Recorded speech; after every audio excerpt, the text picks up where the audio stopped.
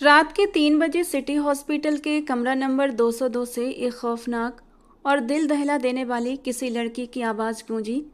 तो डॉक्टर पुनीत, जो कमर सीधी करने के लिए लेटा ही था, एकदम बौखलाकर उठ बैठा। पहले तो उसे लगा ये उसका वहम है, मगर वो लगातार चीखों का सिलसिला जब शुरू हुआ तो उसके चेहरे पर एकदम घबराहट सवार हो गई और दिल जोरों से धड़कने लगा। कुछ तो गड़बड़ हुई है। उसे अनहोनी का एहसास हुआ। वो बिना वक्त गवाए तेजी से उठा और कमरे का दरवाजा खोलकर बाहर की तरफ भागा था। कॉरिडोर के आखिरी कोने पर तमाम मेडिकल स्टाफ घबराए हुए चेहरे के साथ कमरा नंबर 202 के सामने पहले से ही खड़े थे, जिसे देखकर ही डॉक्टर पुनीत को मामले की गहराई का अंदाजा हो चुका था। वो अपनी ढीली पैंट संभाले हांफता हुआ उनके करीब पहुंचा। क्या हुआ? इस वक्त उसके कमरे में कौन गया था? सर, अंदर तो सीमा गई है। दवाई देने का टाइम हो गया था। हेड इंचार्ज नर्स सीमा बोली। उसके चेहरे पर पसीना था, आवाज़ डर और घबराहट की वजह से कांप रही थी। ये सुनते ही डॉक्टर पुनीत ने अपने दोनों हाथ सर पर रख लिए और गुस्से से सीमा की ओर देखा। तुम जानती हो, वो पागल नील अरोड़ा औरत को देखते ही एक दरिंदा बन जाता है। इतने खतरनाक पेशेंट के कमरे में तुमने फीमेल नर्स को इस वक्त अकेले भेजा ही क्यों? वो गुस्से के मारे सब लोगों पर चीख पड़ा था तो उन सबके चेहरे पर खिंचाव और आंखों में डर उभर आया। सिस्टर रितिका डरे हुए अंदाज में चीखने लगी थी तो डॉक्टर पुनीत के चेहरे पर एक दहशत उतर आई थी। वो खतरे में है, जल्दी करो। मैं हॉस्पिटल का कोई नया घोटाला अफोर्ड नहीं कर सकता। डॉक्टर पुनीत के दहाड़ने पर पूरा स्टाफ एकदम फिर से हरकत में आया था। दो मेल नर्स पूरी ताकत से दरवाजे को जोर से धकेलने की कोशिश करने लगे। उनके हाथों की रगें तन गई थीं, सांसें तेज हो गई थीं, मगर दरवाजे ने तो जैसे आज न खुलने की कसम खा रखी थी। लगातार जोर आजमाई से उनकी सांसें फूलने लगी थीं। लेकिन तभी एकदम ही कमरे में रितिका की चीखें एकदम से दम तोड़ गई थीं और सिसकियों की आवाज़ें आने लगी थीं। भगवान, अपनी कृपा बनाए रखना उस लड़की पर। सिस्टर सीमा सीने पर हाथ रखकर बोली। अब अब किस तरह बचाऊं उस लड़की को? वो उसे मार डालेगा। डॉक्टर पुनीत बुरी तरह बेचैन हो रहा था। शोर शराबे की आवाज़ पर इतने में वहां पर गार्ड भी आ गए थे। लेकिन अब वहां की कंडीशन ये थी कि अंदर कमरे में बिल्कुल खामोशी छा गई थी। उन सबके दिल जैसे धड़कना भूल गए थे। सबका दिल डर से कांपने लगा था। कुछ तो हुआ था। आगे क्या हुआ होगा, ये ख्याल ही उन्हें कांपने पर मजबूर कर गया था। कहीं कहीं नर्स रितिका को उस दरिंदे ने इससे आगे कोई कुछ सोच ही नहीं पाया था। डॉक्टर पुनीत के होठों से दबी दबी सी आवाज़ निकली थी। ये रितिका खामोश क्यों हो गई? तो सीमा भी बदहवास हो गई थी। उसके चेहरे पर भी डर दिखाई देने लगा था। दरवाजे को तोड़ डालो, इसके अलावा और कोई चारा नहीं है। डॉक्टर पुनीत चीखा। इससे पहले कि दरवाजे पर और जोर लगाया जाता कि तभी दरवाजे की कुंडी धीरे से हिली और फिर धीरे धीरे खुलने लगी। सब एकदम अलर्ट होकर पीछे हटे। उन सब की नजरें एकदम दरवाजे पर जम गई। वक्त थम सा गया। दरवाजा खुला और अंदर से रितिका बदहवासी बाहर आई। उसका चेहरा आंसुओं और डर की वजह से पीला पड़ा हुआ था। होंठ कांप रहे थे, आंखों में दहशत झलक रही थी। मगर सबसे ज्यादा चौंकाने वाला मंजर ये था कि उसकी शर्ट का आगे का गिरेबान बुरी तरह फट चुका था। वो दोनों हाथों से अपने आप को छुपाने की नाकाम कोशिश कर रही थी। इस हालात ने सबको कुछ पलों के लिए पत्थर बना दिया था, जैसे किसी ने उनके दिलो दिमाग को अपाहिज कर दिया हो। वहां मौजूद मेल स्टाफ रितिका की फटी कमीज से झांकते उसके वजूद को भूखी आंखों से तोलने लगा था। खासकर मेल नर्स अनिल, उसके होंठ अजब अंदाज में खुले हुए थे। ये मंजर देखकर सीमा के चेहरे पर गुस्से की तेजी छा गई। उसने कदम आगे बढ़ाकर मेल नर्स अनिल को जोर से पीछे धक्का दिया। अनिल, शर्म नहीं आती तुम्हें? आंखें नीची कर लो। ये कहकर उसने अनिल पर सख्त निगाह डाली कि उसने घबराकर निगाहें झुका ली और एकदम पीछे हट गया। भगवान की कृपा है, मेरी इज्जत बच गई, रितिका एकदम रोते हुए बोली। तो सीमा के दिल का बोझ उतर गया। डॉक्टर पुनीत ने सीमा को तेज शब्दों में कहा, रितिका को फौरन कोई ड्रेस दो और ये भी कान खोल कर सुन लो कि आज के बाद किसी भी फीमेल नर्स को इस पेशेंट के कमरे में अंदर भेजने की गलती मत करना। उसकी आवाज़ में ऐसा गुस्सा था कि नर्स ने फौरन सर हिला दिया और हाथ के इशारे से बाकी नर्सों को रितिका को सहारा देने को कहा। तो नर्सों ने लपक कर रितिका को संभाल लिया। उसकी हिम्मत जैसे कदम उठाने से इनकार कर रही थी, मगर साथ ही नर्सों ने उसे बाजू से पकड़ा और सहारा दिया। धीरे धीरे उसे वहां से ले गईं। सीमा का चेहरा भी डर से पीला पड़ चुका था। पूरा स्टाफ खामोशी से एक एक करके वहां से जाने लगा। डॉक्टर पुनीत वहीं कुछ पल खामोश खड़ा रहा। उसकी आंखों में बेबसी की झलक चमक रही थी। जल्द से जल्द इस पेशेंट का कुछ करना पड़ेगा, वरना ये मेरे लिए बड़ी मुसीबत बन जाएगा। डॉक्टर पुनीत ने अपने मन में सोचा और फिर वो थके हुए कदमों के साथ पीछे घूमा तो अपने पीछे खड़ी नैना को देखकर वो तेजी से अपने कमरे की तरफ बढ़ गया था और जोर से दरवाजा बंद कर लिया। नैना को अपने बॉस डॉक्टर पुनीत का रवैया बिल्कुल भी अच्छा न लगा। उसका तन बदन सुलगने लगा था। उसे वो वक्त याद आया जब उस पर नई नई जवानी थी और वो नौकरी के लिए डॉक्टर पुनीत के अस्पताल में आई थी। डॉक्टर पुनीत ने उसे खड़े खड़े जॉब दे दी और फिर एक लंबे समय तक वो उसके आगे पीछे भी घूमता रहा। डॉक्टर पुनीत की इन गहरी मेहरबानियों ने उसका दिमाग सातवें आसमान पर पहुंचा दिया था और वो इन मेहरबानियों की बदौलत बहुत जल्दी तरक्की करते हुए इंचार्ज भी बन गई थी। मगर फिर जितनी जल्दी वो डॉक्टर पुनीत के दिल पर छाई थी, उतनी ही जल्दी वो उसके दिल से उतर भी गई थी, क्योंकि डॉक्टर पुनीत एक आवारा भंवरा था, नई नई कलियों का रस चुराने वाला। जब उसने नैना की खूबसूरती चख ली तो उसे नैना में अब कोई इंटरेस्ट नहीं रहा था, क्योंकि अब उसकी नज़र हॉस्पिटल में आने वाली एक नई लड़की पर थी जिसका नाम कोमल था। मासूम और कम उम्र सी कोमल, जो अपने हालातों से मजबूर होकर इस मेंटल हॉस्पिटल में नौकरी करने आई थी। उसकी मासूम खूबसूरती और खूबसूरत आंखों में भरी उदासी उसे इस अस्पताल में सबसे अलग बनाती थी और कोमल के आगे डॉक्टर पुनीत ने नैना को इग्नोर करना शुरू कर दिया था। यहाँ तक कि अब तो वो नैना को रातों को भी अपने कमरे में नहीं बुलाता था और दिन को भी उतना ही नज़रअंदाज करता कि उसकी जान जल जाती थी। वो फिर से अपना खोया हुआ स्थान वापस पाना चाहती थी और इसके लिए किसी भी हद तक जाने को तैयार थी।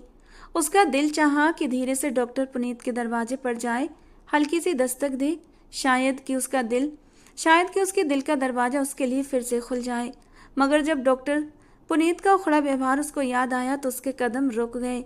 उसने कमरा नंबर 202 के आधे खुले दरवाजे को देखा और फिर अपने कमरे में दाखिल हुई तो बड़ी गहरी सोचों में डूबी हुई थी। उसके पूरे वजूद पर एक अजीब सा भारीपन और थकावट छाई हुई थी। उसने दरवाज़ा बंद किया और बिस्तर पर जैसे ही जूते के साथ लेटी और तकिए से अपना चेहरा ढाँप लिया था, मगर फिर उसके होठों पर एक शैतानी मुस्कुराहट आ गई। कोमल, तुमने बहुत बड़ी गलती की है मुझसे डॉक्टर पुनीत को छीनकर। वो मन ही मन में खतरनाक प्लान बना चुकी थी। कितना मज़ा आएगा ना जब वो 202 रूम नंबर पागल दरिंदा तुम्हारे इस खूबसूरत नाजुक वजूद को नोचेगा। ये सोचते ही नैना के होठों पर एक शैतानी मुस्कुराहट आई थी। वो दोपहर में उठी तो घड़ी पर नज़र पड़ते ही उसके होश उड़ गए थे। वो काफ़ी लेट हो गई थी। उसने फटाफट सफ़ेद यूनिफॉर्म पहना और अस्पताल की ओर भागी थी। हेड नर्स सीमा ने नैना को देखते ही नफरत से मुंह फेर लिया, क्योंकि वो डॉक्टर पुनीत की वजह से काफ़ी मुंह फटी थी और इसीलिए वो नैना से बहुत चिढ़ती थी। मगर नैना को कब किसी की परवाह थी।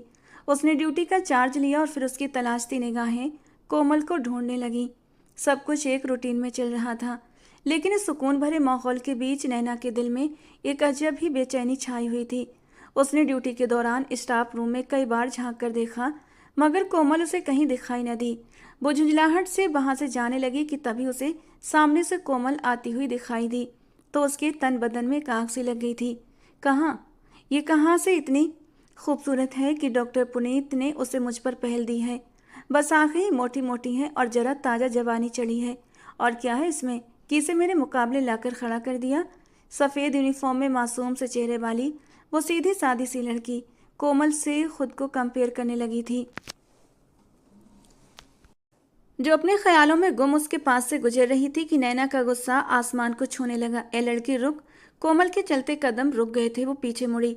तमीज नहीं सिखाई किसी ने कि अपनी सीनियर को सामने देखकर उन्हें क्या बोला जाता है। मैं देख रही हूँ बहुत हवाओं में उड़ने लगी हो तुम। जी गुड आफ्टरनून मैम, मैंने देखा नहीं, आई एम सॉरी। वो एकदम घबरा कर बोली तो नैना ने बेहद तंजिया मुस्कुराहट के साथ उसको देखा। हाँ भाई, अब हम जैसे छोटे मोटे लोग तुम्हें कहाँ नजर आएंगे। तुम्हें तो अब सिर्फ डॉक्टर पुनीत ही नजर आता है। नहीं मैडम, ऐसी कोई बात नहीं है। उसने दिल ही दिल में नैना की बात का बुरा माना था, मगर मुँह से कुछ न बोली। उसे यहाँ जॉब मिले कुछ ही समय हुआ था और वो यहाँ पर किसी से भी बिगाड़ पैदा नहीं करना चाहती थी। क्योंकि वो जिस हालत में घर से जॉब के लिए निकली थी, अगर ये जॉब न मिलती तो उसके घर वाले सड़क पर आ जाते और फिर वो अपने बीमार बाप का इलाज भी ना करवा सकती थी। और इसीलिए वो हॉस्पिटल की सियासत से दूर रहती थी और अपने काम से काम रखती। मगर नैना को उससे न जाने किस बात का बैर हो गया था। वैसे भी उसकी जलन की आड़े जो भी लड़की आई थी वो उसके पीछे पड़ जाती थी, और आजकल कोमल उसके निशाने पर थी, जिसे देखकर उसके दिल में नफरत का शोला सा भड़क उठता था। उसे कोमल से चिढ़ इस वजह से भी आने लगी थी कि उसे अभी अस्पताल में आए कुछ ही दिन हुए थे, लेकिन उसकी खूबसूरती के चर्चे पूरे अस्पताल में होने लगे थे और ये बात नैना से बर्दाश्त नहीं हो रही थी।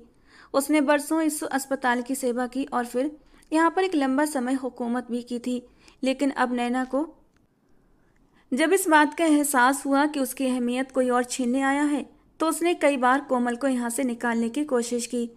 लेकिन कोमल की सादगी, लगन और मेहनत के साथ साथ उसकी खूबसूरती और मासूमियत ने हर किसी को अपना दीवाना बना लिया था।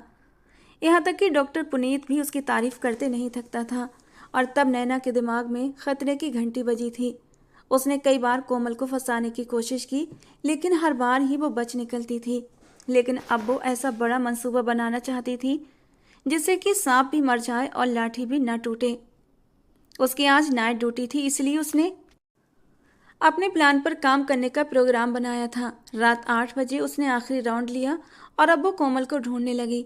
जैसे उसका गुजर स्टाफ रूम से हुआ तो उसे अंदर कोमल और अनिल के बोलने की आवाज़ आई, तो वो गुस्से में भरकर दरवाजे के सामने जाकर खड़ी हो गई। कोमल को इंतहाई गिरी हुई नज़रों से देखने लगी तो कोमल एकदम से उठकर खड़ी हो गई। वो एकदम तेज कदमों के साथ उसके पास आई और कड़कदार आवाज़ में बोली, तुम यहाँ गप्पे लगाने आती हो या फिर काम करने? उसकी इतनी गुस्सैल आवाज़ सुनकर कोमल तो एकदम डर के मारे हड़बड़ा गई थी। वो वैसे भी बहुत ही छोटे से नाजुक से दिल की मालिक थी। जरा सी डांट पर ही उसका बुरा हाल हो जाता था, जबकि नैना तो इस कदर गुस्से में बोली थी कि वो बुरी तरह से कांप गई थी। उसके चेहरे का रंग उड़ गया। वो कुछ कह नहीं सकी थी कि तभी अनिल फौरन बोला, क्या हो गया है मिस नैना? ये अभी अभी बाट का चक्कर लगा कर आई है, सांस तो ले लेने दो बेचारी को। तुम चुप रहो, वो अनिल की तरफ देखकर सुलगते शब्दों में बोली और गुस्से के मारे माथे पर बल चढ़ाकर कोमल को कड़ी निगाहों से घूरने लगी। अस्पताल में काम के पैसे मिलते हैं, अय्याशियों के लिए नहीं। उसकी बात पर कोमल की आंखों में आंसू भरने लगे थे। उसने और भी सख्ती से अपने होंठ भींच लिए और अपना सर झुका लिया। वो जवाब दे सकती थी, लेकिन वो जानती थी जवाब देने से कोई फायदा नहीं। वो यहाँ पर दुश्मनी पालने के लिए नहीं आई थी। अनिल ने आंखों ही आंखों में नैना को चुप रहने के लिए कहा, जैसे कह रहा हो कि अब ये बहुत ज़्यादा हो गया है। मगर नैना को इस बात की कोई परवाह नहीं थी। उसने बेपरवाही से कोमल की तरफ देखा और अचानक करीब पड़ी हुई ट्रे में कुछ दवाइयाँ रखकर उसके हाथ में थमा दी। जाओ फौरन कमरा नंबर 202 में ये ट्रे लेकर। ये सुनकर अनिल ने हैरत से नैना की ओर देखा था। उसने कुछ कहने के लिए मुंह खोला कि नैना ने उसे कड़ी निगाहों से घूरा था। अनिल चुप तो हो गया, लेकिन उसका दिल धक से रह गया था। उसने जल्दी से कोमल की तरफ देखा, लेकिन वो ये सब कुछ जानते बूझते अपनी आंखों से कैसे देख सकता था। नैना के घूरने के बावजूद भी वो खुद को रोक नहीं पाया। ये क्या कर रही हो नैना? कमरा नंबर 202, वहाँ तो जाने को डॉक्टर पुनीत ने मना किया था ना? नैना की आंखों में अजीब सी चमक उभर आई थी। उसने अनिल की बात फौरन काट दी। हर मामले में टांग अड़ाने के कुछ नुकसान भी होते हैं मिस्टर अनिल। वो उसे आंखों ही आंखों में धमकाते हुए बोली। तो अनिल एकदम से चुप हो गया। नौकरी जाने के डर ने उससे बोलने नहीं दिया था, क्योंकि उसे इतना तो पता था कि वो डॉक्टर पुनीत की चहेती है। अंदर खाने क्या चल रहा था ये बात अनिल को नहीं पता थी। उसे डर था अगर उसने डॉक्टर पुनीत से उसकी झूठी शिकायत कर दी तो उसकी नौकरी जा सकती है, और यही सोचकर वो खामोश हो गया था। लेकिन अंदर से बेचैन भी हुआ था, ये सोचकर कि अगर ये लड़की उस कमरे में चली गई तो आगे क्या होगा। ये सोच कर ही वो खुद भी कांप गया था। हालांकि डॉक्टर नैना को डॉक्टर पुनीत के हुक्मनामे की कोई खबर नहीं थी। जबकि कोमल के दिल में डर उतरने लगा। वो अनिल की तरफ फिर से देखने लगी, तभी एकदम नैना ठंडी और रौबदार आवाज में बोली, अब अनिल की तरफ ऐसे क्या देख रही हो? क्या कभी कोई हैंडसम मर्द नहीं देखा? उठाओ इसे और अपनी शक्ल गुम करो मेरे सामने से। उसकी गिरी हुई नीच बात पर कोमल एकदम से सटपटा गई थी और फौरन ट्रे उठाकर खामोशी से कमरे से बाहर निकल गई।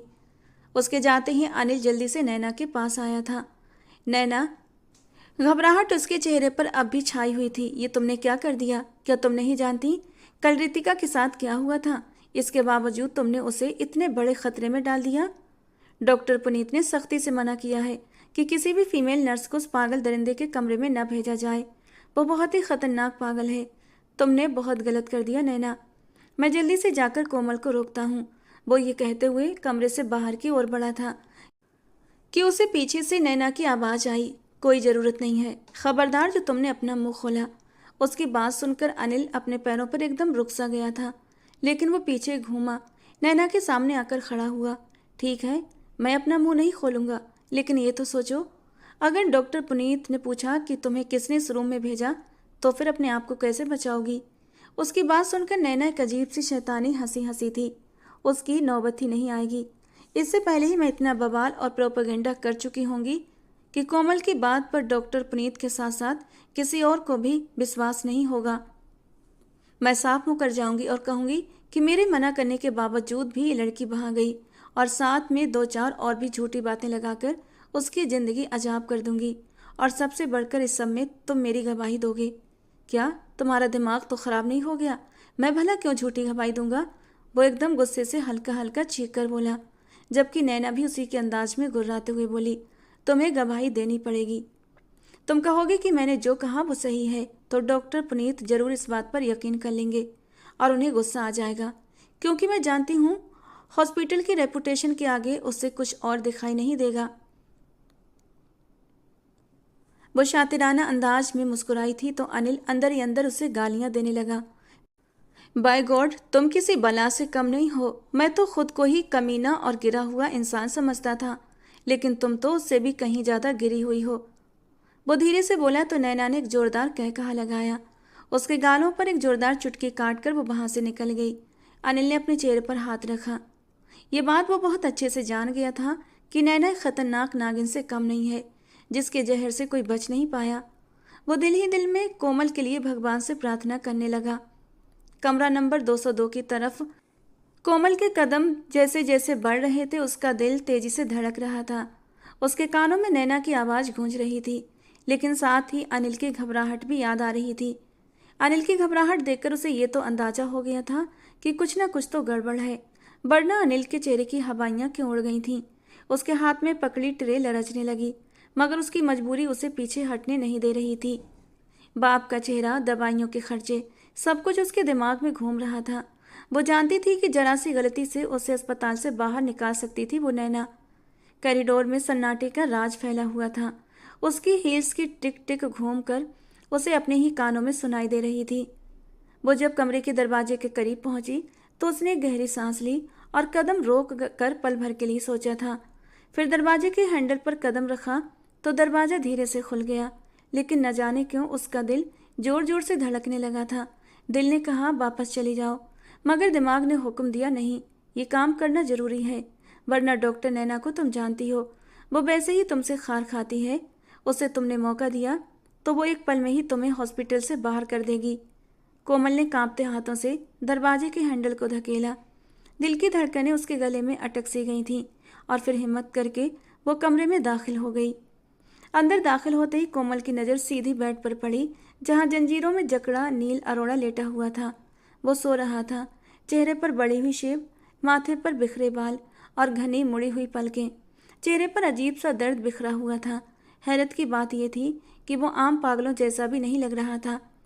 कोमल ने अचानक ही दिल में सोचा, इतना खूबसूरत और जादू भरी पर्सनालिटी का मालिक आखिर किस दुख और दर्द से गुजरा होगा कि पागलपन की हदों को पहुंच गया है।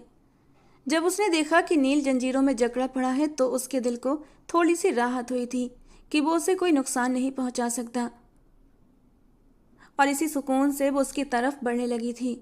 कमरे में दवाइयों की बू रची हुई थी। उसने ट्रे बेड के पास रखी और इंजेक्शन तैयार करने लगी, जबकि उसी पल नील अरोड़ा ने पट से अपनी आंखें खोल दी। कोमल समझी कि नील बेखबर नींद में डूबा हुआ है, इसीलिए वो बेफिक्री से उसके करीब खड़ी थी और पूरे ध्यान से इंजेक्शन तैयार करने लगी, जबकि नील ने हल्की सी गर्दन मोड़कर कमरे में आने वाले उस वजूद को देखा था और अब वो लगातार घूर घूर कर उसे देखे जा रहा था। उसके हर अंदाज, हर हरकत को नोट कर रहा था। कोमल भरा हुआ इंजेक्शन लेकर बेड के करीब आई थी और नील ने फौरन से अपनी आंखें बंद कर ली थीं। कोमल ने धीरे से उसके बाजू पर हाथ रखा। उसकी मजबूत बाजू की मसल्स को छूते ही एक ठंडी सी लहर उसकी रीढ़ की हड्डी में उतर गई थी।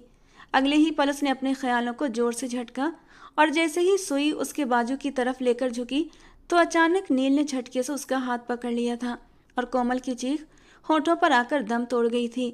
उसका रंग सफ़ेद पड़ गया। उसने आवाज़ निकाले बगैर अपना हाथ छुड़ाने की कोशिश की, मगर नील की पकड़ लोहे की जंजीर से भी ज़्यादा सख्त थी। तुम पागल हो? क्या कर रहे हो? छोड़ो मुझे, छोड़ दो प्लीज, मुझे मत मारना। वो चेहरा हाथों में छुपाकर डर से कांपने लगी। गुलाबी गालों पर आंसू बहने लगे थे। नील धीरे धीरे बेड से उठने लगा। उस पागल को अपनी तरफ बढ़ते देखकर उसने डर से आंखें बंद कर लीं, जबकि पागल के रूप में सामने खड़ा नील अरोड़ा उसे देखकर हल्के से मुस्कुरा दिया। वो उसके सामने खड़ा हो गया, हालांकि उसके पैरों में जंजीरें पड़ी हुई थीं। उसके कदम धीरे धीरे कोमल के करीब बढ़ने लगे। उसकी मजबूत कद काठी के आगे नाजुक सी कोमल एकदम छुप सी गई थी। वो सहमी हुई चिड़िया की तरह उसे देखने लगी, जहाँ वहशत थी और एक अजीब सी शिद्दत भी। उसका बदन हल्का हल्का कांपने लगा था और फिर अचानक ही नील की आंखों में वो वहशत कम होने लगी और उसकी जगह एक नरमी ने ले ली। उसने धीरे और भारी आवाज में कहा, तुम सुबह वाली लड़की से एकदम अलग हो। उसके इतने नॉर्मल बात करने पर कोमल ने हैरान नज़रों से उसकी ओर देखा था। उसे रितिका के बारे में कुछ भी नहीं पता था, इसलिए उसे नील की बात समझ नहीं आई थी। बस हैरान नज़रों से उसे देखती रही। तुम मुझसे डर रही हो? हालांकि मैंने तो तुम्हें कुछ भी नहीं कहा है, लेकिन सुबह जो लड़की आई थी ना, उसने मेरी उंगली से ये अंगूठी निकालने की कोशिश की थी। उसने अपना दायां हाथ कोमल के सामने किया था, जिसमें हीरे की अंगूठी जगमगा रही थी। ये अंगूठी मेरे पापा की आखिरी निशानी है, जिसे वो निकालने की कोशिश कर रही थी, और बस फिर मुझे गुस्सा आ गया था। मैंने उसे दूर झटक दिया, तो वो मेरे बंदे होने का फ़ायदा उठाते हुए ज़बरदस्ती मेरी उंगली से अंगूठी निकालने लगी थी, और फिर जब कामयाब नहीं हुई तो ज़ोर ज़ोर से चीखने लगी। हालांकि सब लोग मुझे पागल कहते हैं, लेकिन पागल तो वो लड़की थी। खुद ही अपने कपड़े फाड़ने लगी और फिर रोती हुई कमरे से चली गई थी। खैर, तुम्हें तो मैंने कुछ भी नहीं कहा है, तुम इतना क्यों डर रही हो? एक बात कहूँ, एक लड़की को इतना कमज़ोर नहीं होना चाहिए कि जंजीरों में बंधे हुए मर्द का सामना करते हुए भी वो कांपने लगे। उसकी बात सुनकर कोमल की आंखें पूरी फैल गई थीं। ये शब्द, ये अंदाज, ये हरगिज भी एक पागल की बातें नहीं थीं। वो हैरत में डूब गई। उसके होंठ कांप उठे। वो अपना हाथ छुड़ाने लगी। तुम वैसे इतनी अजीब सी लड़की क्यों हो? शोर मचाने की बजाय चुपचाप हाथ छुड़ा रही हो। उसकी बात पर कोमल ने सर उठाकर उसकी तरफ देखा तो नील के होठों पर एक गहरी सी मुस्कुराहट थी। यहाँ छीन कर हक लेना पड़ता है मैडम जी, रोने से कभी हक नहीं मिलता, उसके लिए कोशिश करनी पड़ती है। ये कहकर उसने कोमल का हाथ छोड़ दिया था, लेकिन कोमल की हैरत ख़त्म होने का नाम नहीं ले रही थी। वो कुछ कहना चाहती थी, मगर उसी पल कमरे की सारी लाइट्स बुझ गईं और अंधेरा सा छा गया। कोमल के मुंह से एक डरावनी हल्की सी चीख निकली। वो घबराकर आगे बढ़ी और नील का जंजीरों में बंधा बाजू जकड़ लिया। अंधेरे में नील की नरम और सुकून भरी आवाज़ उसके कानों में गूंजी, रिलैक्स रहो, कुछ नहीं होगा, अभी थोड़ी ही देर में लाइट वापस आ जाएगी। खिड़की से छनकर आने वाली चांदनी ने कमरे को हल्की रोशनी में लपेट रखा था। कोमल की सांसें तेज थीं। वो भूल गई थी कि सामने एक खतरनाक पागल मरीज है। उस पल वो बस अपने डर के कैद में थी। नील उसकी नरम लंबी उंगलियों की कपकपाहट अपने बाजुओं पर महसूस कर रहा था। न जाने क्यों घबराई घबराई सी उस लड़की के सामने उसका वहशीपन थम सा गया था। उसने धीरे से कहा, तुम्हारे पास मोबाइल है ना? लाइट जला लो, वरना थोड़ी देर में बिजली वैसे ही आ जानी है। कोमल ने कांपते होठों से कहा कि मेरी जेब में है। नील धीरे से उसका हाथ अपनी कलाई से दूर हटाया और नरम अंदाज में कहा, इंजेक्शन मुझे दे दो और तुम मोबाइल निकालो। कोमल ने कांपते हाथों से इंजेक्शन उसके हवाले किया और फिर जेब से मोबाइल निकालकर उसकी टॉर्च ऑन की। अचानक कमरा रोशनी से भर गया। उसकी निगाहें नील के चेहरे की तरफ गईं तो वो सोचों में उलझ गई। ये पागल नहीं है, ये पागल हो ही नहीं सकता। दिल ही दिल में उसने कई बार ये बात दोहराई थी। उसकी बातें, उसका अंदाज और शब्दों से कहीं से भी पागलपन जाहिर नहीं हो रहा था। कोमल ने धीरे से पलकें झुकाईं और लगातार उलझ उलझ कर सोचती रही, अगर मैं एक आम सी नर्स होकर ये बात समझ सकती हूँ कि ये पागल नहीं है, तो फिर डॉक्टर पुनीत जैसा काबिल डॉक्टर को ये बात नज़र क्यों नहीं आ रही? क्या वो अंधे हैं या फिर या फिर कहानी कुछ और है। ये ख्याल आते ही उसका दिल और भी ज़्यादा धड़कने लगा था।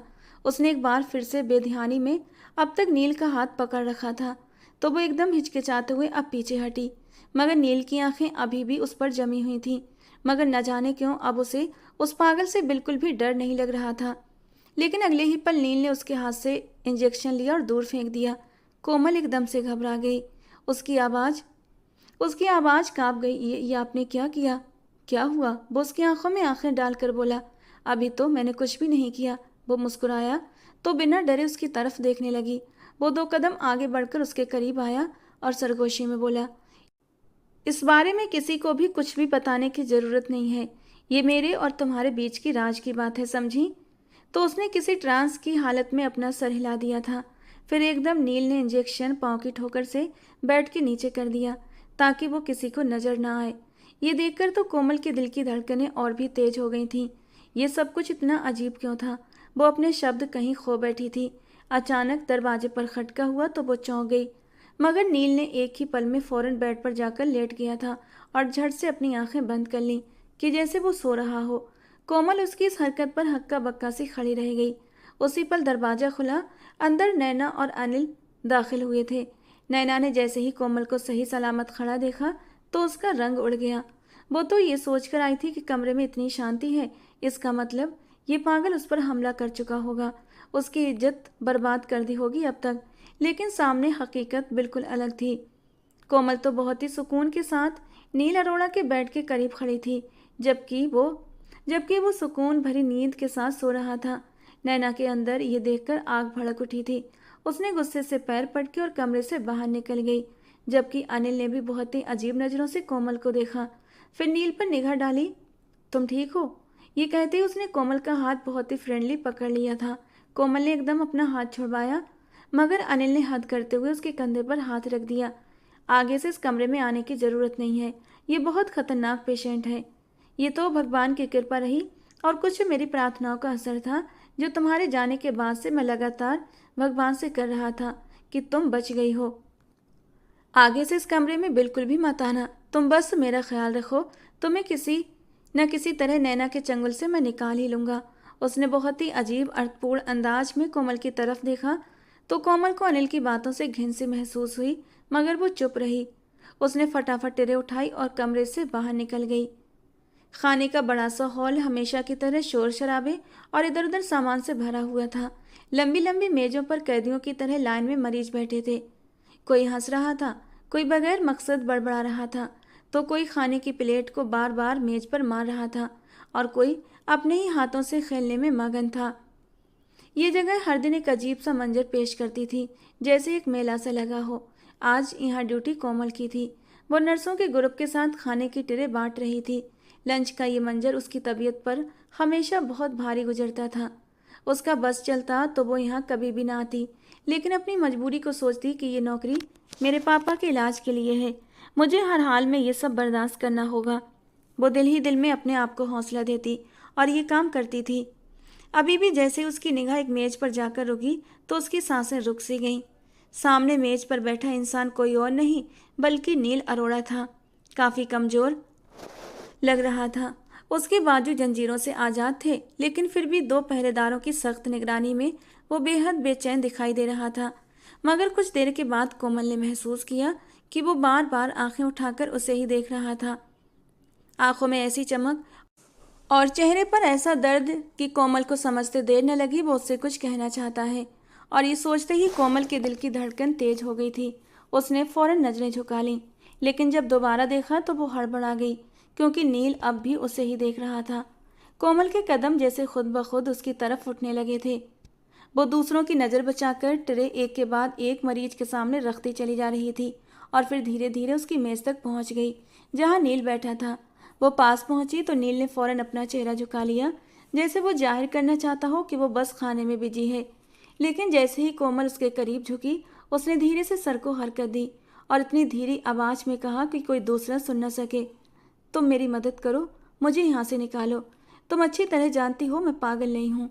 ये सुनकर कोमल की सांसें रुक गईं, दिल जैसे धड़कना भूल गया, उसके हाथ कांपने लगे। ये क्या कह रहा था? उसने नील की गर्दन की नैपकिन को सीधा करने का बहाना किया ताकि कोई उस पर शक न कर सके, और फिर बेहद धीरे आवाज में बोली, इतने धीरे कि सिर्फ नील ही सुन सके, मैं तुम्हारी मदद कैसे कर सकती हूँ। नील ने पहली बार अपनी पलकें उठाई। उसकी आंखों में बही गहराई, बही शिद्दत छुपी हुई थी जो कोमल को हर बार हिलाकर रख देती थी। उसके होंठ बहुत धीरे से हिले। चाबी। वो बस एक शब्द बोला। कोमल ने जैसे सुना तो उसके कदमों से जमीन खिसक गई। उसका दिल जोर से धड़क उठा। वो समझ गई थी कि वो किस चाबी की बात कर रहा है। उसके होंठ एकदम से सूख गए। उसने नैपकिन को थोड़ा सा जोर से खींचा ताकि लगे कि वो बस अपना काम कर रही है। उसके दिमाग में एक ही सवाल था, क्या वाकई ये पागल नहीं है? और अगर नहीं तो फिर यहाँ पर क्यों है? उसे अपने गाल तपते हुए अंगारे लगे। उसने मुश्किल से कहा, मैं नहीं कर सकती। नील ने हल्की सी मुस्कुराहट से उसे देखा, लेकिन उसमें एक अजीब सा दर्द घुला हुआ था। तुम कर सकती हो, अगर तुम चाहो तो। इससे पहले कोमल कुछ और बोलती, अचानक उसकी निगाह सामने गई तो वो चौंक गई। नैना हॉल के दरवाजे पर खड़ी थी और अपनी खास सख्त नज़रों से इधर उधर देख रही थी। और उसके साथ अनिल भी था, जो मरीजों पर नज़र रखे हुए था। कोमल के गले में कांटे से चुभने लगे। भगवान जी, अगर नैना ने मुझे नील के करीब देखा तो क्या होगा? दिल में डर की लहर सी दौड़ गई थी। वो फौरन नील के पास से हट गई, लेकिन दिल बेकाबू था। उसके दिमाग में नील की बातें बार बार घूम रही थीं। चाबी, तुम अच्छी तरह जानती हो मैं पागल नहीं हूँ। ये सब सोचते हुए वो अपना दिल थाम कर रह गई। और जब से नील से मिली थी उसके दिमाग में अब एक ही शब्द गूंज रहा था कि वो किसी तरह चाबी हासिल करके रहेगी ताकि नील के हाथ पैरों को लगी हुई जंजीरों को खोल सके। नील अरोड़ा की वो निगाह और उसका वो कॉन्फिडेंस से भरा अंदाज उसके अंदर तक उतर चुका था। वो चाहे जितना भी इनकार करती, दिल के खाली कोनों में ये आवाज़ गूंज रही थी कि वो पागल नहीं है। और अगर वो पागल नहीं है तो फिर उसकी मदद करना उसका फ़र्ज था।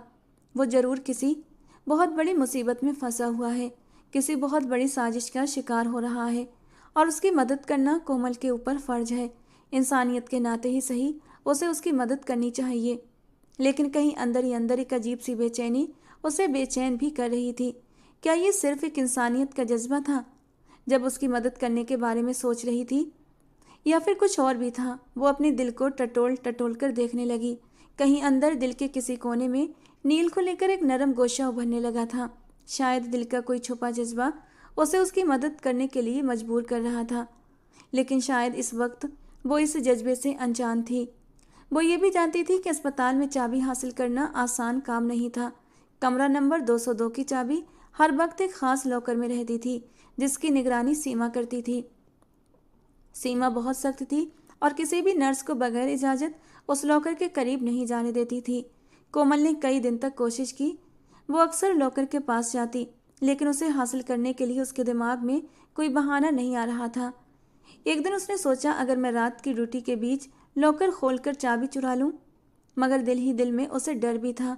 अगर पकड़ी गई तो नौकरी खतरे में पड़ सकती थी, और ये नौकरी उसके लिए बहुत ज़्यादा ज़रूरी थी।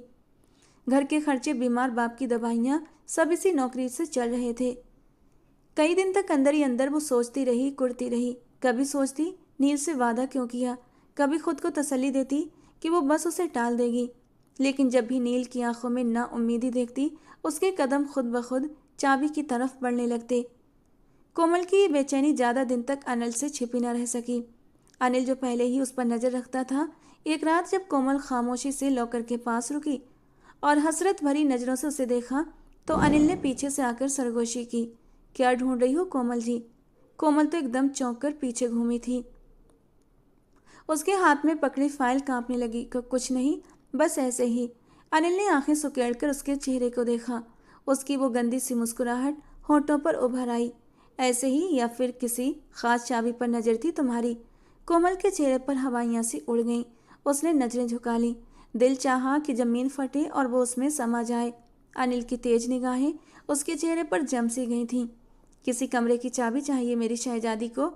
अभी तुम्हें दे सकता हूँ, माँ कसम, बोलकर तो देखो जरा। अनिल की बात पर कोमल को हौसला हुआ। वो एकदम से बोली, मुझे कमरा नंबर 202 की चाबी चाहिए। तो वो हक्का बक्का सा उसकी तरफ देखने लगा। अरे, उस खतरनाक पागल के कमरे की चाबी तुम क्यों ले रही हो मेरी जान? दरअसल मेरी गोल्ड की चैन कमरे में गिर गई थी। वो बहुत कीमती है, उसी को ढूंढने के लिए चाबी चाहिए। अनिल का दिल अंदर ही अंदर खुशी से झूम उठा। उसने सोचा ये मौका तो बहुत अच्छा है। उसके दिमाग में गंदी सोचों की लड़ी सी बन गई थी। अकेली कोमल, कमरा नंबर 202, जंजीरों में जकड़ा नील और मैं। कोई गवाह नहीं होगा, कौन रोकेगा मुझे? वो पागल तो दवाइयों के असर में बेहोश पड़ा होगा और मैं इस नाजुक सी हसीना को अपनी बाहों में भरकर अपना मतलब पूरा करूंगा। और उसके बाद सारा इल्जाम तो उसी पागल नील पर जाएगा। वो अपने होठों पर जबान फेरते हुए करीब आया और धीरे से बोला, चलो मैं भी तुम्हारे साथ चलता हूँ, देख लेते हैं तुम्हारी चैन कहाँ गिरी है। ये सुनकर कोमल बुरी तरह डर गई।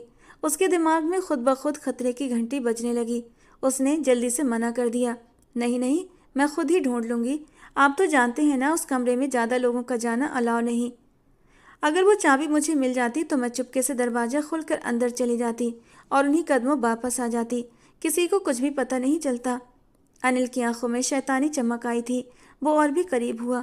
अरे मुझे क्या तकलीफ होगी भला, ये तो मेरे लिए खुशी की बात है। कोमल जी, कि मैं आपकी मदद कर सकूं, अकेले कैसे जा सकती हैं आप इतने खतरनाक मरीज के पास? वो एक पल के लिए रुका, फिर धीरे से सरगोशी करता हुआ बोला, या फिर असल में कुछ और बात है। कोमल के कदम जैसे जमीन में जम से गए थे। उसने जल्दी से अपनी नजरें झुका लीं, आंखों में आंसू भी तैरने लगे थे। पलकों के पीछे अपने आंसुओं को धकेल दिया। अनिल ने उसकी खामोशी को हाँ समझा। उसके होठों पर एक अजीब सी मुस्कुराहट फैल गई। कोमल नाम की तरह ही कोमल हो, आप चलें। वो गुनगुनाते हुए आगे बढ़ा तो कोमल के वजूद पर जैसे बिजली सी गिर गई। वो दिल ही दिल में भगवान जी से प्रार्थना करने लगी थी, भगवान जी इस गंदे आदमी से बचा ले। अनिल के दिमाग में हवस का नंगा नाच शुरू हो चुका था। उसका शैतानी दिमाग तेजी से काम कर रहा था। अनिल ने कमरे के दरवाजे का लॉक खोला और दोनों कमरे के अंदर दाखिल हुए, मगर कोमल की बेचैनी उसके चेहरे पर साफ थी। वो अनिल के साथ खुद को कंफर्ट फील नहीं कर पा रही थी।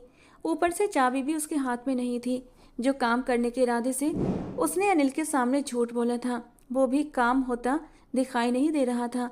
उसे तो चाबी अपने हाथ में चाहिए थी, जिससे कि वो चाबी नील को दे देती। लेकिन चाबी तो अब अनिल के हाथ में थी। उसके चेहरे पर अब डर भी झलक रहा था। वो जानती थी अनिल के साथ अकेले यहाँ आना खतरनाक है, मगर फिर नील को सोचते हुए उसे थोड़ा सा सुकून भी था। मगर बदकिस्मती थी कि नील इस वक्त जंजीरों से बंधा हुआ था। अगर कुछ ऐसा वैसा हुआ तो फिर भला मेरी मदद कौन करेगा? ये सोच जैसे ही कोमल के दिमाग में आई तो उसके पैरों तले से जमीन निकल गई थी। कोमल को लगातार सोचों में डूबा देखकर अनिल के होठों पर एक शैतानी मुस्कुराहट खेलने लगी। कोमल की बेचैनी और शहद रंग आंखों ने उसके दिल में हवस का रंग और भी गहरा कर दिया था। वो जानता था ये उसके लिए एक बहुत अच्छा मौका है। वो कोमल को अजीब नज़रों से घूरने लगा। कोमल ने एक कदम पीछे हटाया। उसका दिल बुरी तरह कांप रहा था। वो धीमी आवाज में बोली, अनिल जी, आपके कई जरूरी काम रुके होंगे, आप जाएं यहाँ से। मुझे कोई प्रॉब्लम नहीं है यहाँ पर।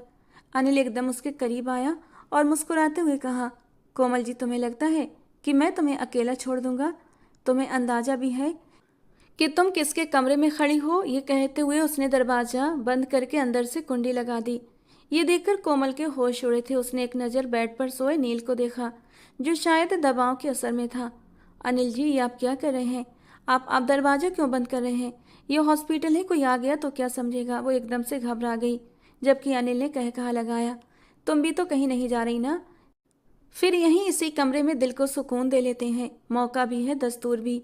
वो हाथ मारते हुए बोला और फिर उसने एक झटके से फाइल कोमल के हाथ से नीचे गिरा दी और बाजू पकड़कर अपने करीब खींच लिया।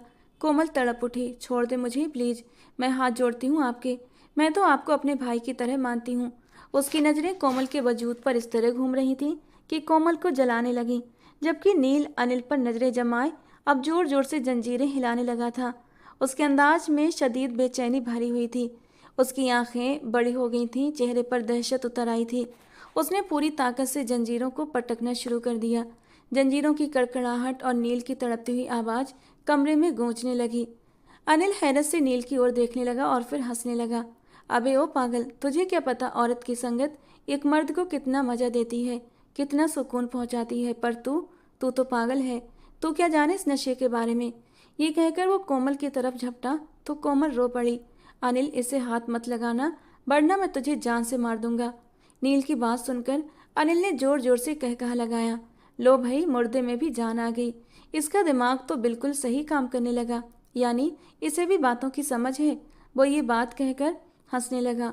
उसकी आंखों में शैतानी चमक खुलकर साफ थी। कोमल ने घबराकर पीछे हटना चाहा, मगर उसकी कमर दीवार से लग गई। अनिल ने उसके दाएं बाएं बाजू का घेरा बनाया। कमरे के कोने में जंजीरों में जकड़ा हुआ नील ये सब मंजर देख रहा था। उसकी आंखों में खून उतर आया। उसका वजूद जंजीरों में तड़पने लगा। वो जुनूनी हालत में जंजीरों को खींचने लगा। अनिल, छोड़ दे इसे, वरना मैं तुझे मार दूंगा। नील की आवाज़ गरजदार थी, मगर अनिल ने कहकहा लगाते हुए उसे नज़रअंदाज किया। अबे पागल, तू मेरा क्या बिगाड़ेगा? कोमल अनिल के शिकंजे से खुद को छुड़ाने की कोशिश कर रही थी।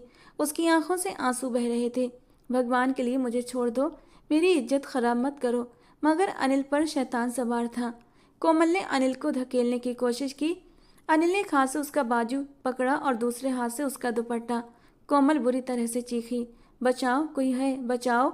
उसके हाथों की मुट्ठी से चमकती वो छोटी सी चाबी जमीन पर गिरी। आवाज़ कमरे में गूंज गई।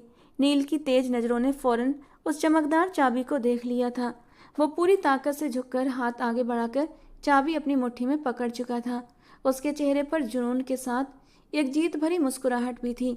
उसने कांपते हाथों से लॉक में चाबी डाली। पल भर के अंदर क्लिक की आवाज़ आई थी और जंजीर खुल गई। अनिल के हाथ कोमल की कलाई पर सख्ती से दबाव डाले हुए थे कि अचानक नील आज़ाद हुआ और एक जख्मी शेर की तरह एक ही फुर्ती में अनिल के सर पर पहुंच गया। अनिल ने पीछे मुड़कर देखा तो उसके चेहरे का रंग उड़ गया।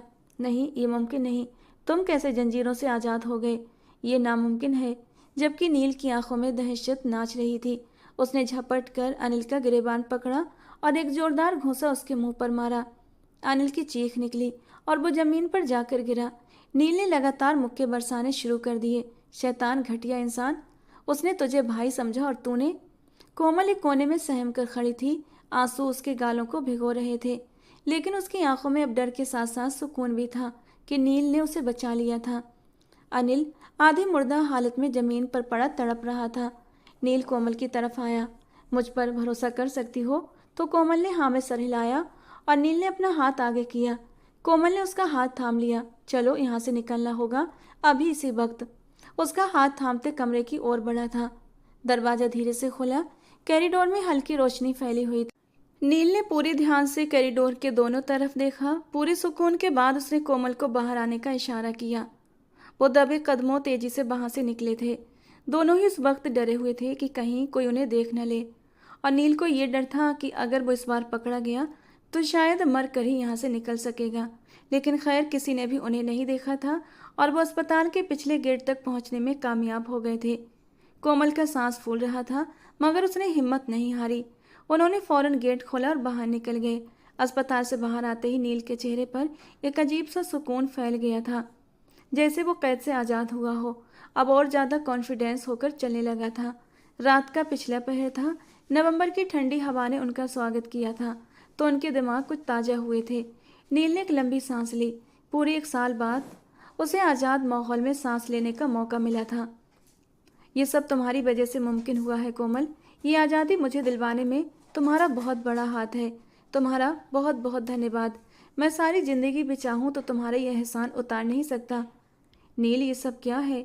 मुझे कुछ समझ नहीं आ रहा।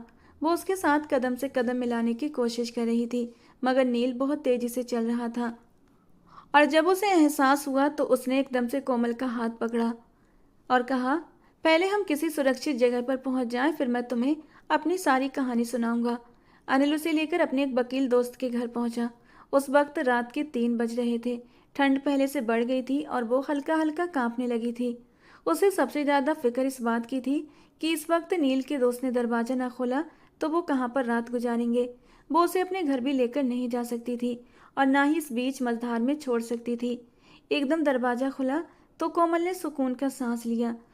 उसका दोस्त एक मशहूर वकील था। वो उन्हें अंदर ले आया।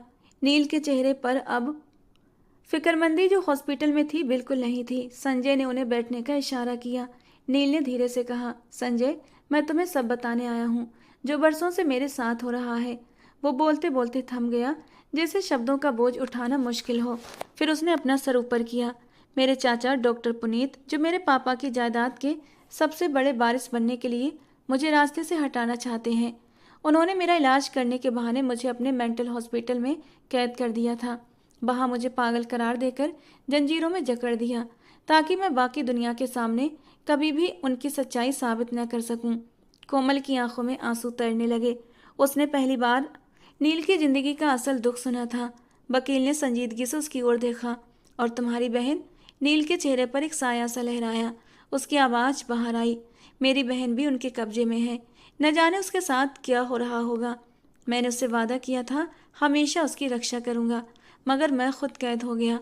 अब मैं उन दरिंदों को अदालत में घसीटना चाहता हूँ ताकि उन्हें अपने किए की सज़ा मिले। संजय ने मेज पर हाथ मारा और कहा, यह केस अभी और इसी वक्त दायर होगा।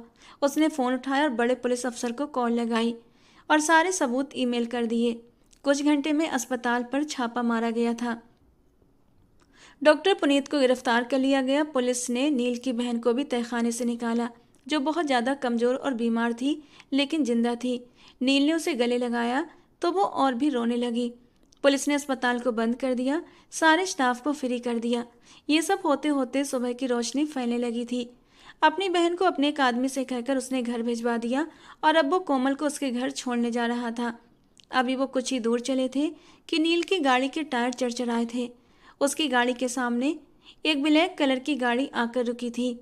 नील दरवाज़ा खोलकर बाहर निकलता कि तभी उसके मोबाइल पर किसी की कॉल आई थी, जिसे सुनकर नील के होंठ भींच गए थे। उसे फ़ोन पर बताया गया कि डॉक्टर पुनीत पुलिस की पकड़ से भाग गया है और अब उसे समझते देर न लगी कि सामने गाड़ी में डॉक्टर पुनीत ही था। नील के होंठों पर एक रहस्यमयी मुस्कान आई थी। डॉक्टर पुनीत, शायद तुम्हारी मौत मेरे हाथों लिखी है। उसने अपनी पिस्तौल अपनी जेब में लगाई और गाड़ी से बाहर निकल गया, जबकि कोमल से कहा था कि गाड़ी से बाहर मत निकलना। कोमल डर के मारे कांपने लगी थी। थोड़ी देर बाद उस काली गाड़ी से डॉक्टर पुनीत अपने आदमियों के साथ बाहर निकला था और फिर धीरे धीरे चलता हुआ उसकी गाड़ी के पास आया। तुम्हें क्या लगता है कि तुम डॉक्टर पुनीत से बच जाओगे? हरगिज भी नहीं। तुम खुद को बहुत होशियार समझते हो ना, लेकिन हो नहीं। मुझे पुलिस को देखकर तुम्हें क्या लगा कि तुम सेफ हो? पुलिस को चकमा देना तो मेरे बाएं हाथ का काम है और फिर इस लड़की के फ़ोन को ट्रेस करते हुए मैं तुम तक पहुंच भी गया हूं। अब देखो मैं क्या करता हूं। डॉक्टर पुनीत के चेहरे पर एक शैतानी मुस्कान थी, जबकि नील अरोड़ा ने नफरत से सामने खड़े उस इंसान को देखा जो रिश्ते में उसका चाचा था, लेकिन रिश्तों की मर्यादा को तार तार कर चुका था। पुनीत का एक आदमी कोमल को भी खींचकर गाड़ी से निकाल चुका था। अब वो नील का बाजू दबोचे डरी सहमी सी खड़ी थी। नील, मुझे डर लग रहा है। देखिए डॉक्टर साहब, हमें कुछ मत कहें, हमें जाने दें। आपने गलत किया, तभी आपको सज़ा मिली थी। वो इतनी मासूमियत से कह रही थी कि नील का अपना सर पीटने को जी चाहा। शायद उसे मालूम नहीं था कि सामने खड़े दोनों इंसान जुर्म की दुनिया के बेताज बादशाह थे, लेकिन उनके अपने अपने धंधों के कुछ असूल थे। जहां नील अरोड़ा अपने असूलों के खिलाफ नहीं जाता था, वहीं डॉक्टर पुनीत हर वो काम करता जो इंसानियत को शर्मसार करता था। कोमल को नहीं पता था कि नील बिजनेस की दुनिया का बेताज बादशाह है और उसके साथ साथ एक गैंगस्टर भी है। डॉक्टर पुनीत के चेहरे पर धीरे धीरे एक सख्ती सी छा रही थी। उसके इरादे नेक नहीं थे और नील को ही समझते देर न लगी कि वो क्या करने के इरादे रखता है। अब मैं तुझे भी मारूंगा और इस लड़की को भी। वैसे तो मैं इस लड़की को अपनी ज़िंदगी में शामिल करने वाला था, लेकिन इस लड़की ने मेरे साथ बेवफाई की। तुझे हॉस्पिटल से निकाल कर अब इसकी सज़ा इस लड़की को भी मिलेगी। ये कहकर वो डॉक्टर जैसे ही जेब में हाथ डालता है पिस्टल निकालने के लिए कि तभी नील अरोड़ा अपनी जेब से पिस्तौल निकालता है और तुरंत डॉक्टर के सीने में एक गोली उतार देता है। डॉक्टर पुनीत वहीं ठंडा हो जाता है। ये देखकर कोमल बुरी तरह डर जाती है। उसका पूरा वजूद कांपने लगता है। उसके सामने ही डॉक्टर पुनीत की बेजान बॉडी पड़ी थी, खून से सड़क लाल होती जा रही थी, जबकि नील अरोड़ा के चेहरे पर जैसे कोई अफसोस नहीं था। बड़े आराम से उसने पिस्तौल अपनी जेब में लगाई। पुनीत के मरते ही उसके आदमी अपनी गाड़ी लेकर भाग गए थे। नील ने अपना मोबाइल निकाला और किसी का नंबर डायल किया था। सुनो, डॉक्टर पुनीत की बॉडी यहाँ रोड पर पड़ी है, लोकेशन भेज रहा हूँ, इसे उठाकर ले जाओ। आगे क्या करना है तुम अच्छी तरह जानते हो। फ़ोन जेब में रखता हुआ वो कोमल की तरफ मुड़ा था, जो पीले पड़ते चेहरे के साथ आंखें फाड़े कभी नील को तो कभी सामने बेजान पड़े डॉक्टर पुनीत के वजूद को देख रही थी। उसके दिल में एक ही लम्हे में नील के लिए नफरत का तूफान उठा था। जो इंसान किसी इंसान की जान ले ले वो अच्छा इंसान कैसे हो सकता था। ये ख्याल कोमल को नील से नफरत करने पर मजबूर कर गया था। तुम पागल इंसान हो, तुम किसी इंसान की जान कैसे ले सकते हो। मैं तो तुमसे हमदर्दी करने लगी थी, इंसानियत के नाते तुम्हें हॉस्पिटल से बचा कर लाई थी, लेकिन तुम तो सच में पागल हो। वो उसे धक्का देते हुए चिल्लाई और फिर वहां से रोते हुए भाग जाती है। कोमल के जाने के बाद नील बेबसी और झंझलाहट से अपने बालों में अपनी उंगलियां फंसाता है, फिर एक जोरदार ठोकर गाड़ी के टायर को मारता है, लेकिन खुद को ही चोट लगने पर वो दर्द से बिलबिला कर रह जाता है। वो गुस्से में भूल गया था कि कोमल उसके साथ थी, वरना वो कभी भी कोमल के सामने गोली न चलाता, लेकिन वो भी मजबूर हो गया था। अगर वो गोली न चलाता तो डॉक्टर पुनीत उन दोनों को अपनी गोली का निशाना बना लेता। दिल में एक अजीब सी बेचैनी होने लगी थी। न जाने कब वो लड़की उसके दिल में पूरे हक से विराजमान हो गई थी, उसे पता ही नहीं चला। वो खुद ही खुद मुस्कुरा उठा और फिर धीरे से बड़बड़ाया, कोमल, तुम मुझसे यूं बचकर नहीं जा सकती, क्योंकि जो चीज़ नील अरोड़ा को पसंद आ जाए वो उसे हर कीमत पर हासिल करके रहता है, और तुम नील अरोड़ा को पसंद आ गई हो। अगले दिन वो कोमल के घर पहुंच जाता है अपना रिश्ता लेकर। पहले तो कोमल डर जाती है, लेकिन फिर उसका डटकर सामना करती है। मैं तुम जैसे कातिल से कभी शादी नहीं करूंगी, चाहे मर जाऊंगी। नील अरोड़ा को लगता है कि अब कोमल उसे शादी के लिए राजी नहीं होगी, तो वो उसे ब्लैकमेल करता है। तुम्हें मरने नहीं दूंगा जान, लेकिन अगर तुमने इनकार किया तो तुम्हारे बीमार बाप को कौन बचाएगा।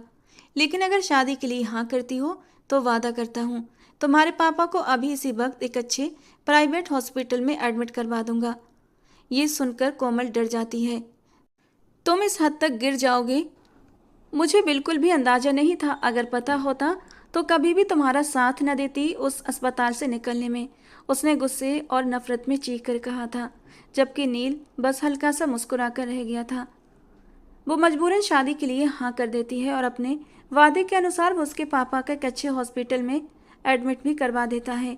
उसके बाद ही वो कोमल को विदा कराकर अपने घर लेकर आता है, जहाँ उसकी बहन ने कोमल का बहुत अच्छे से पूरे दिल से स्वागत किया था। लेकिन शादी की पहली रात जब नील अरोड़ा कमरे में दाखिल होता है तो वो बिदक कर बेड से नीचे खड़ी होती है, जबकि उसका ये गुस्सैल रूप देखकर नील उसके करीब आता है। तुम उस कोमल से बिल्कुल अलग हो जिससे मेरी पहली मुलाकात हॉस्पिटल के रूम में हुई थी। वो उसे सर से लेकर पैर तक बड़ी गहरी नज़रों से देखता है। हाथ लगाने की हिम्मत भी मत करना नील अरोड़ा, वरना मैं तुम्हारा मुंह तोड़ दूंगी। वो गुस्से से चीखी थी। हाथ नहीं लगाऊंगा, बल्कि पूरा का पूरा तुम्हें अपने अंदर तक संभालूंगा, खुमार भरे अंदाज में कहते हुए अपनी घड़ी उतार कर टेबल पर रखने लगा। उसका इतना ही सुकून देखकर कोमल की जान जलकर राख हुई थी। मैं तुम्हारे साथ ही रिश्ता रखना नहीं चाहती, कोमल ने एक बार फिर कोशिश की थी। लेकिन मैं तो चाहता हूँ ना, उसने उतने ही सुकून से जवाब दिया। देखो नील, अगर तुमने मेरे साथ ज़बरदस्ती की तो अच्छा नहीं होगा। वो तो अभी थोड़ी देर में पता चल जाएगा। वो एक आंख दबाता हुआ अपनी शर्ट के बटन खोल रहा था, जबकि वो पीछे हटते हुए पीछे बेड पर जाकर गिरी थी। एक ही झटके से नील ने उसे खींचकर अपने करीब किया था। वो अब खुद भी बेड के किनारे से टेक लगा बैठा था। हिम्मत है तो रोक कर दिखाओ मुझे, आज सुहागरात है आज हमारी, और वो तो मैं जरूर मनाऊंगा। उसके ना करते हुए भी वो उसके ब्लाउज को उससे अलग कर गया था। ब्लैक स्ट्रैप में कैद उसकी दूधिया धड़कनों को देखता वो अपने होठों का कोना कुचल कर रह गया था। दूर हटो मुझसे, कोमल ने उसे झटके से दूर किया था। इतना खूबसूरत नज़ारा देखने के बाद भला मैं तुमसे दूर हो सकता हूँ। वो उसे पैरों से पकड़कर नीचे की ओर खींच गया था और उसका सर तकिए पर गिरा था। उसके ऊपर आता हुआ उसके नरम होठों को अपने होठों की कैद में ले गया और बुरी तरह से उस पर अपनी शिद्दतें लुटाने लगा, जबकि एक हाथ से उसकी नरम सी धड़कनों को दबोच चुका था। उसकी हरकत पर कोमल की आंखें बड़ी हुई थीं, पूरे बदन में जैसे एक बिजली सी चमक उठी थी। नील का ये स्पर्श उसके रग रग में अंगारे से भर गया था। धड़कनों से होता हुआ उसका हाथ उसके बेली बटन पर गया था, जबकि होठों को उसने अभी तक नहीं छोड़ा था। और जब बेली बटन से होता हुआ उसका हाथ उसके लहंगे की जिप पर रुका तो कोमल के दिल की धड़कनें तेज हुई थीं। अगले ही पल नील की उंगलियां उसकी नरम गहराइयों में पहुंची तो उसने कसकर अपनी आंखें बंद की थीं। वो अब उसके होठों से अलग हो चुका था। कि क्या कर रहे हो तुम? उसका हाथ दूर हटाते हुए वो बोली थी। प्यार कर रहा हूँ यार। शादी की पहली रात मेरे ख्याल से सुहागरात ऐसे ही मनाते हैं। तुम्हें कोई और तरीका आता हो तो वो बता दो। वो शरारत से मुस्कुराते हुए बोला था। ये बेशर्मी है। शर्म के मारे उसकी आंखों में आंसू आ गए थे। बेशर्मी नहीं जान, मेरे प्यार करने का तरीका है। वो अब उसे हाथ से पकड़कर अपने सीने पर गिरा गया था। उसके चौड़े सीने पर सर रखे वो गहरी सांसें ले रही थी। वो जो इरादा करके आई थी नील को अपने करीब नहीं आने देगी। नील की बेबाक हरकतों ने अब उसे बुरी तरह मदहोश कर दिया था। सुनो, मैं ऊपर आ जाऊं या तुम ऊपर आओगी? उसकी बात को समझते हुए कोमल शर्म के मारे लाल पड़ी थी। तुम इतने बेशर्म हो, मुझे बिल्कुल भी आइडिया नहीं था। वो शर्म से सिसकते हुए बोली। मैं इससे भी ज़्यादा बेशर्म हूँ। दिखाऊं बेशर्मी? उसे तकिए पर लिटाता हुआ अपनी जीभ से उसकी नाजुकी को गीला करने लगा और वो मचल उठी थी। ये वो नाजुक पल था कि वो खुद को संभाल ही नहीं सकती थी। बस कर दो नील, अब और नहीं सह सकती, वो सिसकी भरते हुए बोली थी, जबकि नील मुस्कुराते हुए अब उसकी नाजुकी में एक झटके से उतरा था। एक मदहोश आह कोमल के होठों से निकली थी। वो पूरी रात उसे अपनी शिद्दत से बेहाल करता रहा और अब थक कर वो उसके सीने पर सर रखे उसके सीने के बालों से खेल रही थी। तुम एक कातिल हो ना, तो तुम्हारा क्या भरोसा एक दिन मुझे भी मार दो, उसने रूठे से अंदाज में कहा था, जबकि नील ने उसे अपने सीने में कस लिया था। नरम सी धड़कनों को अपने सीने पर महसूस करते एक बार फिर से उसका मन बहकने लगा था। लेकिन उसे पता था अब कोमल उसे और ज़्यादा सह नहीं सकती, इसलिए अपनी ख्वाहिश को दिल में दबा गया था। तुम्हें कोई आँच आए इससे पहले मैं खुद को ख़त्म कर लूँगा कोमल। और जिस बात को लेकर तुम इतना पैनिक हो रही हो ना, तो वो करना ज़रूरी था मेरी जान। अगर मैं डॉक्टर पुनीत को ख़त्म न करता तो वो हम दोनों को ख़त्म कर देता। और तुम्हें पता है उसके ख़त्म होने से कितनी सारी बुराइयां ख़त्म हुई हैं। उस अस्पताल में वो गलत काम करता था, लड़कियों की स्मगलिंग करता था। उसके मरने से उसके सारे काले धंधे बंद हो गए हैं। मैं गैंगस्टर जरूर हूँ, लेकिन गैंगस्टर के भेष में छुपा मैं कानून का एक ख़ास बंदा हूँ।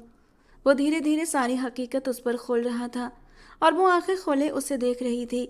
चेहरे पर इतनी हैरानी और मासूमियत थी कि नील बेखुद हुआ था।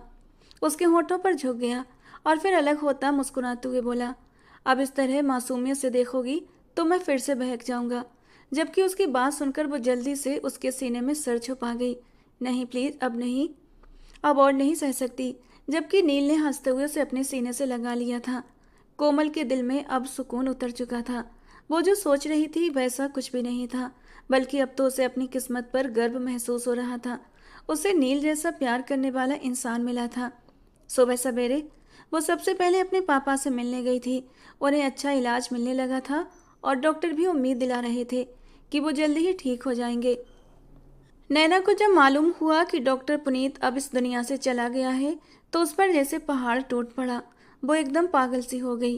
वो औरत जिसने अपनी इज्जत, अपना वक्त, अपनी ख्वाहिशें एक मर्द के कदमों में डाल दी थीं, इस वजह से कि एक दिन वो डॉक्टर पुनीत की बीवी बनकर राज करेगी। आज उसके ख्वाब सारे खाक में मिल गए थे। न डॉक्टर पुनीत रहा, न उसकी दौलत। अब वो बेबस होकर जगह जगह नौकरी के लिए धक्के खा रही थी। एक दिन वो उस बड़ी सी कंपनी में इंटरव्यू देने पहुंची। कमरे में दाखिल हुई तो उसकी नज़रें सामने जम सी गईं। वहाँ मेज की दूसरी तरफ कोमल बैठी थी। नैना के कदम डगमगा गए, जबान गुंग रह गई। कांपती आवाज़ में कहा, तुम तो कोमल हो ना? तुम यहाँ कैसे? तो कोमल ने धीरे से जवाब दिया, ये कंपनी मेरे पति नील अरोड़ा की है। नैना के चेहरे का रंग उड़ गया। उसकी आंखों में शर्मिंदगी और हार की मिली जुली हालत थी। वो कोमल की आंखों में आंखें न डाल सकी। दिल ही दिल में सोचा, ये वही लड़की है जिसे मैं हर बार नीचा दिखाने की कोशिश करती थी, जिसके लिए मैंने साजिश रची, और आज वही लड़की मेरे सामने बॉस बनकर खड़ी है। उसे पता था अब उसकी यहाँ नौकरी नहीं लगने वाली, इसलिए वो बिना इंटरव्यू ही वापस पलटने लगी। जब उसे कोमल की आवाज़ सुनाई दी, सुनो, कल से तुम जॉब पर आ सकती हो। नैना हैरत के मारे पीछे घूमी थी। ये क्या कह रही हो कोमल? इतना सब कुछ होने के बाद भी? हाँ, क्योंकि अगर तुम उस रात मुझे नील के कमरे में न भेजती तो शायद मुझे कभी भी नील जैसा पति न मिल पाता।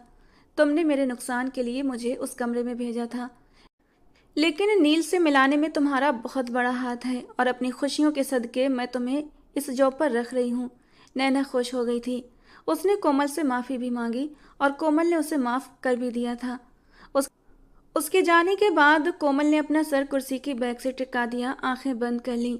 कुछ ही देर गुजरी कि नील अंदर दाखिल हुआ। उसे सोचों में डूबा देखकर उसके करीब आकर बैठ गया।